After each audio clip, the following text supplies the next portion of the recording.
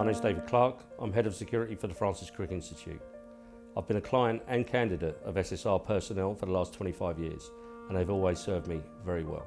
I think the main challenges we're going to see in the coming years are going to be roundly technological based, with the advent of AI, smart buildings, Internet of Things, the wonderful connectivity that these give us, the wonderful benefits that are made to our organisations through these technologies, also create a considerable amount of vulnerabilities. So I think we're going to see increased challenges from those that wish to cause an organisation harm or put an organisation under pressure, utilising some of the vulnerabilities that are created through the use of technology. I think security roles in the future are going to be very much on a converged basis. I think the days of the physical security specialist and even the cyber security specialist are going to be limited.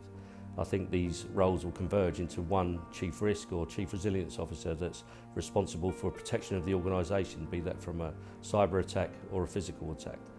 I think resilience in an organisation is pretty much defined by the ability to bounce back as quickly as possible following an incident, to be able to get that organisation back to normal very quickly, no matter what type of incidents happen to that organisation.